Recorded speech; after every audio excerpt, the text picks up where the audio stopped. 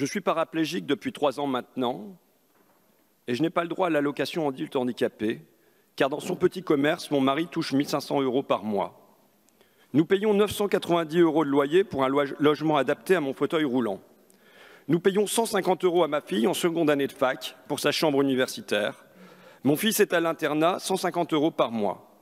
Et je touche 0 € de la CAF, car les revenus de mon mari débordent. Alors, je souhaite que M. Macron cesse de compter les revenus du conjoint dans l'AAH, l'allocation adulte handicapé. Avec ces calculs, il fait de nous des gens pauvres. C'est Karine qui m'écrit ainsi, mais je pourrais vous lire le témoignage de Patricia, pour sa fille âgée de 27 ans, les témoignages de Myriam, de Nicolas, de Stéphanie. Vous avez dû recevoir les mêmes à votre permanence ou sous votre boîte courriel, monsieur le rapporteur. Et donc, saisi de cette injustice, vous avez décidé ici, par cette proposition de loi, de réparer cela. Vous avez fait un rêve, donc. Vous avez rêvé qu'un jour, sous la présidence d'Emmanuel Macron, dans cette assemblée de marcheurs, soient votées, je vous cite, diverses mesures de justice sociale. J'allais, mes chers collègues, ironiser sur votre naïveté. J'allais vous rappeler la baisse de l'allocation logement, le gel des pensions agricoles, la suppression des emplois aidés, et pour les riches, la fin de l'ISF, la flat tax, les DITAC, le CICE, 1000 cadeaux. J'allais évoquer, bien sûr, la réforme en cours, la baisse programmée des futures pensions, comme l'annonce AXA, le glissement d'une retraite méritée à une allocation de pauvreté. J'allais vous citer même des petits machins dans les coins, des reculs inaperçus, les fonds sociaux dans les collèges, qui servent à payer des habits, des cartables, des consultations médicales, des voyages de classe à nos enfants les plus pauvres. Eh bien, ces fonds sociaux vont diminuer de moitié. J'allais conclure que pour moi, Macron et justice sociale relèvent de l'oxymore. J'allais vous dire tout cela et puis après tout, ai-je songé, c'est beau l'espoir. Ça fait vivre, il paraît. J'ai choisi de partager votre espérance. Je veux parier avec vous sur une conversion sociale, une conversion de la majorité. Certes, notre collègue communiste, Marie-Georges Buffet, a déjà plaidé cette cause ici même, à cette tribune, l'an dernier. Les élus En Marche l'avaient alors rejeté, seuls contre tous, seuls contre les communistes, seuls contre les insoumis, seuls contre les socialistes, seuls contre les républicains, seuls contre la droite, seuls contre la gauche. Qu'importe, mes bien chers frères, mes bien chères sœurs, nous devons continuer d'espérer. Nous devons maintenir notre foi en l'homme. Que vous a répondu la majorité en commission des affaires sociales, monsieur le rapporteur? Que votre volonté est louable, qu'on ne peut qu'être d'accord avec les objectifs annoncés, que vous posez les bonnes questions, mais, car il y a forcément un mais, je cite la députée d'En Marche, vous posez les bonnes questions, mais pas au bon moment. Texto, vous posez les bonnes questions, mais pas au bon moment. Pas au bon moment pour qui? Pas au bon moment pour les premiers concernés? Pas au bon moment pour les personnes handicapées? Pas au bon moment pour Karine, Myriam, Nicolas, Christian, Stéphanie? Non, pas au bon moment pour le gouvernement, pas au bon moment pour la majorité. Ces mesures arrivent, je cite toujours la majorité, de manière un peu anticipée. Pourquoi? Parce que des réflexions sont en cours, parce que, texto toujours, ces questions complexes et exigeantes doivent être traitées lors de futures grandes réformes que nous discuterons dans les 2 prochaines années. Il faut donc attendre. Attendre, nous dit-on, le projet de loi instituant un système universel de retraite? Ça va se faire rapidement, ça. Attendre le projet de loi instaurant un revenu universel d'activité qui sera présenté l'année prochaine? Là-dessus, il n'y a pas de procédure accélérée. Attendre la réforme sur le grand âge et l'autonomie? Attendre, attendre, attendre. Votre agenda, monsieur le rapporteur, l'agenda de sa assemblée, doit se caler sur l'agenda ministériel. L'urgence n'est pas sociale, mais sur l'urgence gouvernementale qui prime. Et c'est en l'occurrence une urgence d'attendre. Mesdames, messieurs d'En Marche, vous serez seuls à nouveau aujourd'hui. Sans doute. Seuls contre tous, seuls contre les communistes, seuls contre les insoumis, seuls contre les socialistes, seuls, je pense, contre les républicains, seuls contre la droite, seuls contre la gauche. Vous serez seuls, seuls à nouveau pour des raisons d'agenda. Aussi, je fais le même pari que vous, monsieur le rapporteur. Le pari qu'un seul parti aujourd'hui saura nous rassembler, celui de l'humanité. Ne nous décevez pas, collègues marcheurs, ne décevez pas à nouveau les Français, donnez-leur désormais des preuves d'humanité. Les débats sont certes passionnants et passionnés, mais avec beaucoup d'intérêt. Bien sûr que le reste à charge en EHPAD est un vrai sujet. Mais est-ce qu'il doit être étudié, là, lors d'une PPL de niche? Est-ce que cette question-là, on a une réponse? Moi, je ne crois pas. Nous partageons, s'il vous plaît, chers collègues. Nous partageons bien sûr l'objectif crucial qui est d'aider les résidents à faire face à ce reste à charge qui, pour certains, est insupportable et j'en conviens bien. La loi Grand Âge et Autonomie, en ce moment qui est en train de se co-construire avec les différentes collectivités, les différents acteurs, nous sommes en pourparlers avec les départements, on est en pourparlers avec les associations, on ne peut pas faire sans eux, ce n'est pas possible. Donc, je vous demande, certes, c'est compliqué pour vous tous, de nous faire confiance parce que c'est quelque chose qui sera interrogé dans la loi Grand Âge Autonomie. Et je voudrais répondre à Madame Dubié, qui dit qu'effectivement, c'est un... comment dirais-je, le crédit d'impôt, c'est fiscal. Ben alors à ce moment-là, si c'est fiscal, ça ne peut pas être étudié ici, mais bien dans le cadre du PLF, parce que nous devons être tous responsables collectivement face à ça. Merci. La parole est maintenant à Madame Pires-Beaune pour le groupe socialiste. Merci, Monsieur le Président. On croit rêver. On croit rêver. Je vais vous rappeler simplement que cet amendement-là a été dans le PLF 2020. On l'a étudié ici. Alors là, je crois que vous êtes, franchement, vous vous ridiculisez. Donnez-nous d'autres arguments, mais pas celui-là. On l'a discuté en PLF 2020, on l'a mis au scrutin public. Tout le monde reconnaissait que c'était une bonne mesure. Et aujourd'hui, vous nous dites, non, non, c'est pas là, c'est pas dans une PPL, c'est dans le PLF. Mais on croit rêver, c'est une mesure fiscale. Vous avez raison.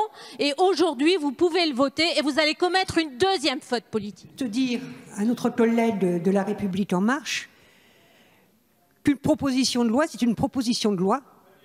Et ce n'est pas une sous-proposition de loi parce qu'elle est présentée par une niche d'un groupe. Elle est aussi respectable que n'importe quel autre travaux de notre Assemblée. Voilà. Et la deuxième chose, la concertation. Mais madame, chers collègues, lorsque j'ai présenté la loi sur la hache, j'avais concerté, reçu toutes les associations. Sur cette question-là, monsieur le rapporteur a concerté, a une étude d'impact. C'est un travail sérieux. Donc arrêtez de nous dire il faut revoir plus tard, pour concerter. Positionnez-vous sur le fond, oui ou non, et pas simplement sur la durée. Monsieur le Président, je rejoins totalement les propos extrêmement fondés de notre collègue Marie-Georges Buffet. Madame la députée, il n'y a pas des propositions de loi de première et de seconde catégorie. Il n'y a pas ici des députés de première et de seconde catégorie. Il n'y a pas dans l'ordre du jour de l'Assemblée nationale un ordre du jour de première catégorie et de seconde catégorie. Toutes les propositions qui sont examinées ici ont exactement et strictement la même valeur. Et vous ne pouvez pas donc, au risque non seulement d'insulter les oppositions, mais surtout au risque de neutraliser ce qu'est votre propre mission de député, considérez que vous n'êtes pas en droit de bouger le petit doigt sans que le gouvernement vous en ait donné la consigne. C'est ça le cœur du sujet, ce que nous touchons avec les niches parlementaires. C'est que non seulement vous niez le rôle des oppositions, mais par là même, vous suicidez votre propre rôle de parlementaire, car nous sommes à la même enseigne, vous et nous, que de pouvoir construire et fabriquer la loi. Quant à la forme, Madame la députée, nous sommes là pour travailler la forme. Si vous êtes si d'accord que cela sur le fond, il se trouve que vous avez comme nous un outil pour travailler la forme. Ça s'appelle les amendements. Vous auriez parfaitement pu, sur cet article-là, déposer un amendement qui aurait corrigé la forme qui ne vous convenait pas pour arriver à l'objectif final, qui est un objectif que nous partageons. Voilà la vérité de tout cela. Mais moi, ce qui me stupéfait à cet instant, et je n'imagine pas qu'il y ait un seul de nos collègues de La République En Marche qui ne l'ait pas à l'esprit, c'est que manifestement, vous n'apprenez rien de vos erreurs. Rien du tout. Absolument rien.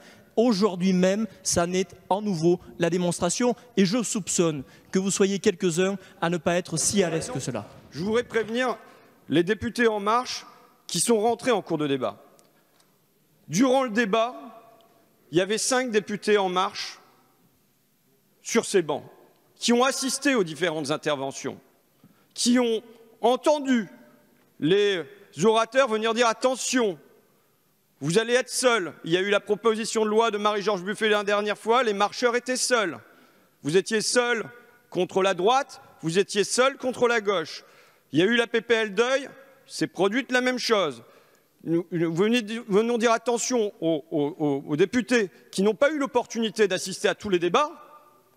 Vous allez vous prononcer là sur des choses qui concernent des centaines de milliers de personnes dans le pays. Faites-le en votre âme et conscience. Toutes ces questions ont besoin d'être regardées dans leur globalité. C'est pour ça qu'elles seront vraiment traitées dans le projet de loi Grand Âge. Je vais juste réexpliquer notre vision des choses. Elle est peut-être différente de la vôtre, mais je suis désolée, elle se respecte. Nous rappelons encore une fois que cette allocation est un minima social, que c'est une garantie de ressources. Je ne le dis pas seulement pour vous, je le dis pour tous les citoyens qui nous regardent. Merci. L'AAH a été revalorisée pour atteindre aujourd'hui 900 €. Elle concerne 90% des bénéficiaires, soit plus d'1 million de personnes. Elle s'articule légitimement avec les solidarités familiales et c'est là notre vision des choses. L'AAH n'a pas vocation à compenser le handicap. Cette mission incombe à la prestation de compensation du handicap. Jamais un gouvernement n'a fait autant en faveur des politiques concernant le handicap. C'est 3 milliards d'euros depuis le début du quinquennat et de nombreuses mesures concrètes. Et je le dis en tant qu'ancienne aidante. Lors de la conférence nationale du handicap de mardi dernier, le président de la République a rappelé les 2 ans et demi d'action en faveur du pouvoir d'agir des personnes en situation de handicap, la reconnaissance de l'engagement des proches aidants et l'évolution du regard de notre société sur le handicap. Il a aussi annoncé 12 nouveaux engagements pour permettre à chaque personne en situation de handicap de choisir sa vie. Les enjeux sont nombreux. Réussir l'école inclusive, améliorer l'accès à la qualification et à l'emploi, prendre en compte le handicap dans le système universel de retraite, mais aussi et surtout continuer à structurer l'accompagnement avec des solutions construites collectivement, pour qu'enfin plus aucune famille ne se retrouve sans solution et pour donner tous les moyens de l'autonomie à chaque personne en situation de handicap. Tous mobilisés. Je vous remercie. Il y a les théoriciens de la justice sociale, au fond même les théoriciens de la politique avec un grand P, et puis il y a les praticiens. Il y a les théoriciens de la justice sociale, ceux qui empilent des mots, jettent des slogans, portent des éléments de langage, organisent des grandes conférences, en effet, et puis il y a les praticiens. Accessoirement, nous devrions être plutôt des praticiens de la politique et de la justice sociale. Et vous ne pouvez pas, comme vous le faites depuis tout à l'heure, empiler des mots les uns après des autres, revendiquer des slogans qui, lorsqu'ils ne se traduisent pas par des actes, restent des slogans creux. Et c'est ce qui est absolument insupportable, non seulement pour nous, mais aussi pour nos concitoyens, de vous entendre, la bouche en cœur, revendiquer des slogans, et lorsqu'il s'agit de passer aux actes, vous vous fracassez sur la réalité de ce que devait être la justice sociale. De quoi parlons-nous? Marie-Georges Buffet l'a parfaitement dit. Nous parlons non pas d'un minima social, vous commettez une erreur magistrale sur la vision de la société. Le handicap n'a rien à voir avec une mesure de minima social. Le RSA, c'est une mesure de minima social. Le handicap, c'est une fatalité de la vie qui n'est pas compensée par un minima social. Et vous avez raison de dire que nous divergeons profondément sur notre vision de la société. De la même manière, vous l'avez dit, vous considérez qu'au fond, ces personnes-là n'ont qu'à se débrouiller avec une pseudo-solidarité familiale qui n'existe pas toujours. Nous considérons les uns et les autres que dans un cas comme celui-ci, c'est l'honneur de la République que de compenser la fatalité de la vie, parce que le handicap, c'est la fatalité de la vie. Et vous avez raison, nous avons une vision profondément différente de ce qu'est la société, mais plus largement de ce qu'est la politique. Et voilà pourquoi, sur ce sujet-là, personne ne comprendra jamais que 48 heures après une grande conférence nationale, après l'empilement de 1000 slogans, vous soyez infoutus de passer aux actes sur une mesure qui, sur le fond, est une mesure de consensus. Voilà ce qui vous coûtera politiquement, mais ce qui vous coûtera aussi parce que cela fait mal à la démocratie. Il faut reconnaître que beaucoup a été fait depuis quelques mois et quelques années pour les personnes en situation de handicap. Il vous reste une chose à faire. Vous avez l'occasion de la faire là, en votant ces articles. C'est bien ce pourquoi nous voterons, nous, cet article. C'est le cœur de la loi qui est proposé aujourd'hui, de permettre qu'il y ait une autonomie des revenus de la personne handicapée qui ne soit pas liée à celle de son conjoint. Pour les députés, marcheurs notamment, qui sont arrivés dans l'hémicycle en cours de débat, je relirai le témoignage de Karine. Je suis paraplégique depuis 3 ans maintenant. Je n'ai pas droit à l'allocation adulte handicapé car dans mon petit commerce, mon mari touche 1 500 € par mois. Nous payons 990 € de loyer pour un logement adapté à mon fauteuil roulant. Nous payons 150 € à ma fille en seconde année de fac pour sa chambre universitaire. Mon fils est à l'internat, 150 € par mois. Et je touche 0 € de la CAF car les revenus de mon mari débordent. Alors je souhaite que M. Macron cesse de compter les revenus du conjoint dans l'AAH. Avec ses calculs, il fait de nous des gens pauvres. On en a eu des tas dans nos permanences, dans nos boîtes courriels, sur nos pages Facebook, de ces témoignages. La réponse qu'on entend, c'est ce n'est pas le bon moment, parce que ce n'est pas encore dans l'agenda ministériel. Mais on n'a pas à attendre, Karine et compagnie n'ont pas à attendre. On entend que ça vient là de manière précipitée. Il y a 1 an maintenant, Marie-Georges Buffet a fait la même proposition de loi. Pour le moins, vous pourriez, sans vous avoir à accélérer comme sur les retraites, mais vous pouviez quand même travailler sur le sujet et revenir avec quelque chose sans qu'on ait à attendre à nouveau un projet de loi. Et on nous dit, mais non, c'est un minima social. Non, nous ne sommes pas d'accord. Là, sur la philosophie, nous ne sommes pas d'accord.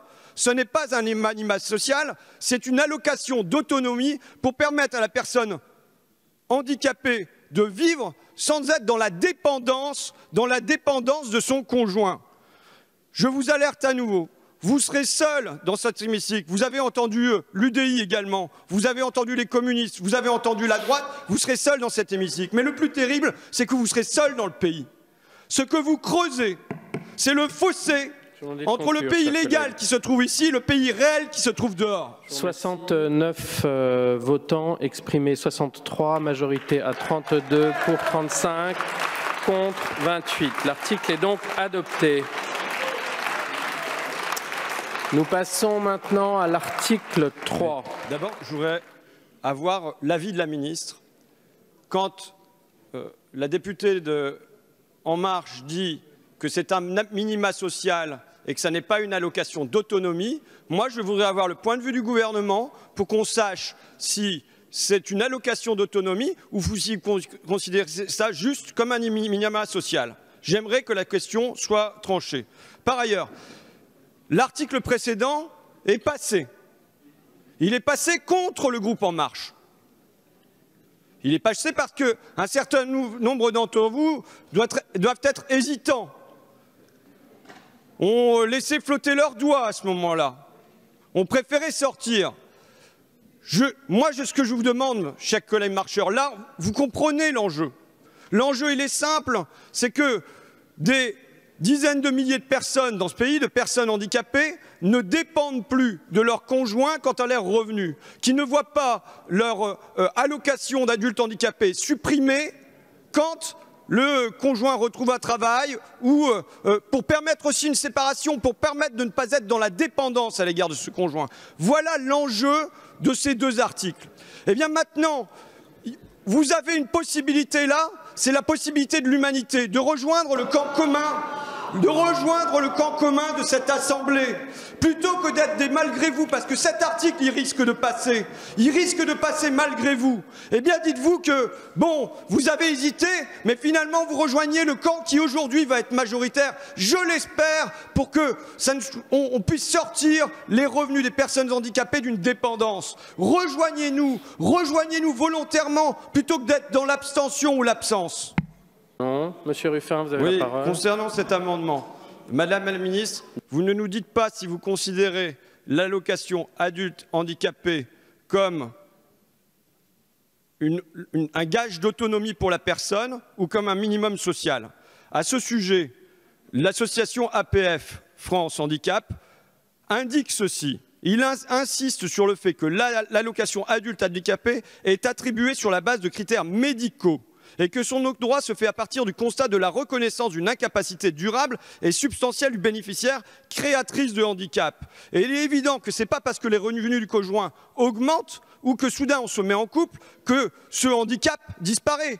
Donc l'allocation qui est liée à ce handicap, qui permet l'autonomie financière en partie pour la personne handicapée, ne disparaît pas quand on se met en couple, par exemple. Une fois encore, je pense que les débats doivent être portés de manière beaucoup plus globale et que ce n'est pas ici, à ce moment même, est-ce que c'est le bon moment aujourd'hui? On est en pleine concertation, sur une loi grand âge autonomie. Et vous savez tous très bien, comment ça se passe la construction d'une loi. On ne peut pas, à un moment donné, faire sans les partenaires. Je le répète. Moi, j'ai jamais travaillé comme ça. C'est-à-dire, à un moment donné, je décrète et je fais. Là, on est en pleine co-construction. Et pour ce qui est de la PCH, c'est quelque chose qui sera effectivement réinterrogé lors de la loi Grand Âge et Autonomie. Madame Dubié l'a très bien dit. La loi de 2005 prévoyait déjà que cette barrière d'âge de 60 ans devait être augmentée. Ça n'a pas été fait. Le rapport d'IGAS de 2016 est très clair sur le sujet aussi. Je comprends bien, Madame la Ministre, la volonté d'attendre un rapport en juin. Peut-être est-il venu le moment d'envoyer un signal et de passer de cette barrière d'âge de 60 à 65 ans et que peut-être la conclusion de votre rapport sera-t-il de dire qu'il n'y a plus du tout de barrière d'âge et ce sera peut-être la bonne des conclusions, mais envoyons un signal aux associations qui demandent cette levée de barrière d'âge qui est quand même une profonde injustice à l'heure actuelle. On va refaire un petit peu d'histoire. Nous sommes en juin 2018. En juin 2018, au Congrès de la Mutualité, le président de la République, je le cite, s'engage à ce qu'une loi sur le financement de la dépendance soit votée avant la fin de l'année 2019. Nous sommes en juin 2019, cette fois-ci, discours de politique générale du Premier ministre. Et je cite, ouvrez les guillemets, la ministre de la Santé présentera d'ici la fin de l'année, soit avant le 31 décembre 2019, un projet de loi qui définira une stratégie et la programmation des moyens nécessaires pour prendre en charge la dépendance. Si je vous rappelle ça, c'est que cette loi dépendance, on l'attend depuis très longtemps. Très longtemps, et pas seulement depuis 2 ans. Sauf que des engagements ont été pris en 2018, en 2019, et que donc, si je vous dis ça, c'est qu'aujourd'hui, on a une occasion d'avancer. On l'a perdu sur le reste à charge pour les personnes modestes. Je le regrette parce qu'on avait là l'occasion de réparer encore une fois une injustice et qui aurait pu être complémentaire de la loi dépendance qu'on attend, qu'on aura peut-être au vu de ce que je viens de dire. 65, votants 62 exprimés, majorité à 32, pour 40, contre 22. Il est donc adopté. Vous dire ma fierté, notre fierté commune, j'espère, de participer aujourd'hui à une avancée vers l'autonomie des personnes handicapées. La première fois que j'ai participé à un débat dans cet hémicycle sur ce sujet, c'était pour la proposition de Marie-Georges Buffet l'an dernier. Et je le redis, toute l'Assemblée était pour, sauf le groupe En Marche. Aujourd'hui, soyez pas des mauvais perdants. Soyez des bons gagnants. Des bons gagnants avec Karine, avec Christian, avec Serge, que j'ai évoqué dans le fil du débat. Ce sont eux les vrais gagnants aujourd'hui. Ce n'est pas Liberté et Territoire, ce n'est pas la France Insoumise, ce n'est pas les Républicains. N'annulez pas sur un dernier vote tous les votes qui se sont déroulés précédemment, article après article. Mais surtout, là, vous pouvez, à la place de vous isoler du reste du Parlement et à la place de vous isoler du reste de la France, vous pouvez rejoindre le pays. Faites-le, faites-le. Possible. Je mets donc aux voix la proposition de loi en vous priant de regagner vos places. Le scrutin est ouvert.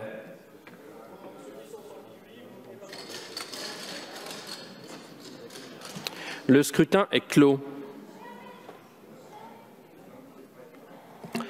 Donc 79 votants, 75 exprimés, majorité à 38, pour 44, contre 31. Elle est adoptée. Pendant 5 minutes. Pendant j'ai un train, mais je sors juste de l'hémicycle là où pour la première fois on passe un texte contre les marcheurs. Mais ils ont mené une guerre de tranchées que je trouve pas digne de mon point de vue jusqu'à la dernière minute puisqu'ils ont demandé une suspension de séance quand ils ont vu qu'ils n'étaient pas assez nombreux, que les troupes n'étaient pas motivées pour voter contre la proposition de loi. Mais on a un texte qui est finalement passé, notamment sur le fait que l'allocation adulte handicapé maintenant sera plus liée aux revenus des conjoints. Et c'est vrai que moi j'ai vu passer des gens à ma permanence qui m'avaient alerté là-dessus et que voilà, c'est une petite satisfaction aujourd'hui pour ces personnes. Et que je regrette vraiment que sur un texte comme celui-là, la majorité n'ait pas dit bon, écoutez, puisque toute l'Assemblée est pour, les communistes, les socialistes, les UDI, la droite et puis la Liberté et Territoire qui faisait la proposition de loi, je regrette que simplement les marcheurs ne se soient pas rangés au camp de l'humanité. Maintenant, ça doit être variable, puisqu'il doit y avoir eu des attitudes individuelles. Si c'est passé, c'est qu'il y a un paquet de gens qui n'ont pas accepté de venir dans l'hémicycle. Il y en a d'autres qui étaient dans l'hémicycle, mais qui ont mis les mains dans le dos au moment du vote. Il y en a peut-être qui ont voté pour, il faudrait regarder. Il y en a qui ont peut-être voté abstention. Mais on voit que, voilà, en tout cas, la voix officielle de En Marche était encore contre, il faut attendre plus tard, on verra plus tard, il va y avoir une grande loi, mais l'ensemble des groupes a dit on en a marre d'attendre vos promesses, alors que quand c'est pour les retraites par exemple, ça passe par procédure accélérée, quoi. Marie-Georges Buffet avait fait la proposition il y a un an. Bon allez, maintenant il faut que je file pour mon train.